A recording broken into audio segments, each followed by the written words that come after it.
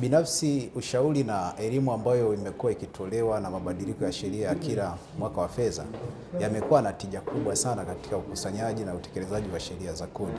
Japokuwa tuna changamoto kadha wa kadha kwa walipa kodi walio wengi, sio wepesi sana kuweza kucapture mabadiliko ya sheria, lakini tunajitahidi kwa namna tunavyoweza kuendelea kuwaelimisha.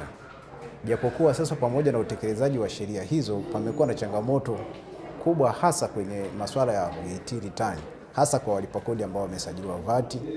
Wengi wamekuwa na VAT refund ya muda mrefu.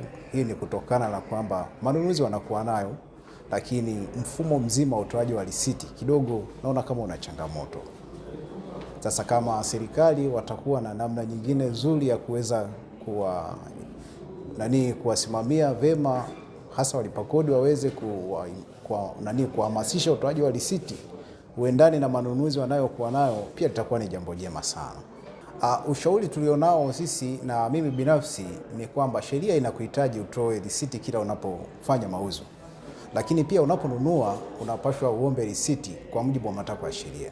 Kwa hiyo tunazidi kusisitiza kwamba kwa kila manunuzi yanapofanyika waombe risiti na kila wanapouza watoe risiti, ili kusudi pawe na uwiano kati ya hizo item mbili, input na output tax. Nashukuru kwa kutoka kwenye semina leo ya workshop ya TRA umefanya kwa ajili ya mafunzo ya sheria mpya za kodi za mwaka huu. The good thing ni kwamba sheria zimekuja digitally, so tunapongeza TRA kwa kuwa tayari kuformalize sekta ambayo ni informal kuwa formal ili base ya kodi iongezeke. Tumetoka mbali kidogo, tumetoka kwenye mifumo ya makaratasi, tumetoka kupigania makaratasi kupeleka returns kule tukadiriwe. Sasa hivi mfumo umeimprove sana. Sio sana, ni zaidi ya sana, ni step kubwa ambayo nafikiri katika taasisi za serikali ambayo inajitahidi keep up na digital ni TRA. Na umeinvest pesa nyingi inaonekana katika mifumo hii.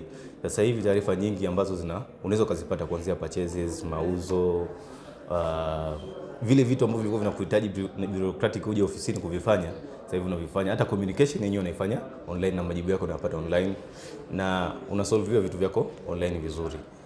Lakini kwenye huu mfumo kuna sehemu tu ambayo ulisema ndani ya muda fulani mtakuwa mmerekebisha ile ya position na vitu vingine kuangalia taarifa zako. Nafikiri hivyo ndio vinaelekea kurekebishwa, na vikirekebishwa hivyo tutakuwa sambamba. Reconciliations zitakuwa zimepungua ambazo mimi mwenyewe nikikaa kwenye meza naweza taarifa zangu na taarifa za ofisini ndani zinakuwa even though sasa hivi mnajitahidi sana kufanya data cleanup.